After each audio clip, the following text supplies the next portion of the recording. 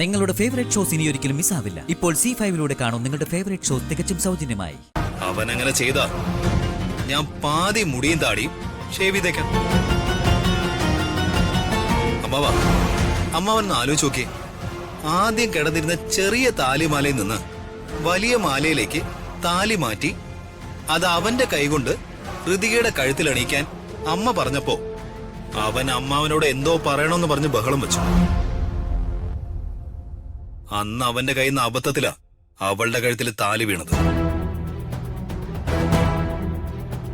രാജുവിന്റെ ഋതികയുടെ wedding reception അമ്മാവൻ നടത്താൻ തീരുമാനിച്ചു. അന്ന് എന്താണ് നടന്നതെന്ന് അമ്മാവനൊന്ന് ഓർത്തു നോക്കിയേ. പ്രതാപ, ദീപക് പറയുന്നതിലും കാര്യമുണ്ട്.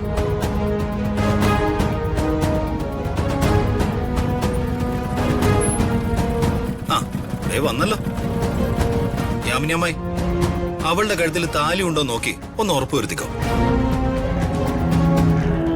അമ്മാവാ, ഈ ഒരു ദിവസത്തിന് വേണ്ടിയാ ഞാൻ ഇത്രയും നാളും കാത്തിരുന്നത്.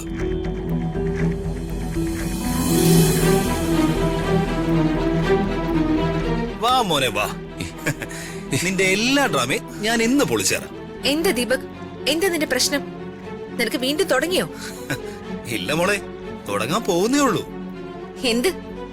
ദേ ഇവന്റെ പതനം.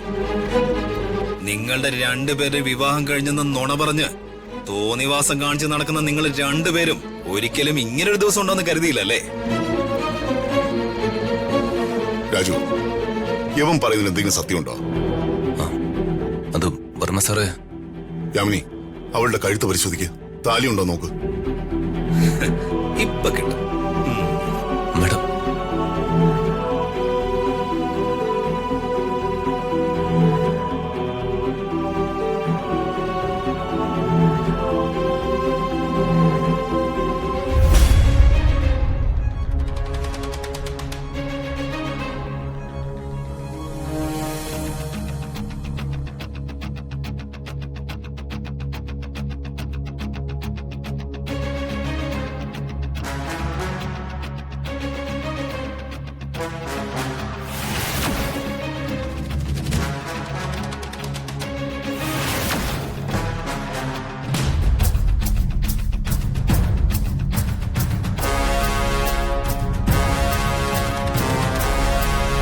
എന്താ ചെറിയമ്മ, എന്താ ഇവിടെ പ്രശ്നം?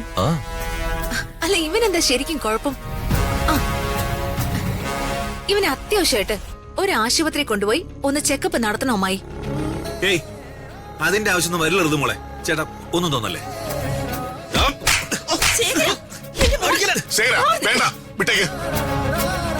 വെറുതെ മനുഷ്യന്റെ സമയം മെനക്കെടുത്താനായിട്ട് ഓരോരോ വിവരക്കേടുകളായിട്ട് ഇറങ്ങിക്കോളൂ. ചേച്ചി, ഇനി ഇവനിത് ആവർത്തിക്കരുത്. ആവർത്തിച്ച ഇല്ല പ്രതാപ, നിങ്ങൾ വാ. വാ മോളെ.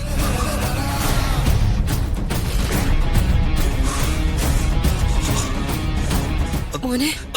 അയ്യോ, തുടരെ വേദനിക്കുന്നു. മോനെ, അമ്മ. ഒന്നും കേൾക്കാനുള്ള ക്ഷമ എനിക്കില്ല. ഒടുക്കത്തെ വേദന. അമ്മ 2 ഐസ് ക്യൂബും ഒരു വെള്ള തുണി കൊണ്ടുപോവാ. വേദനിക്കുന്നമ്മേ, ഐസ് വെച്ച വേദന കുറയും.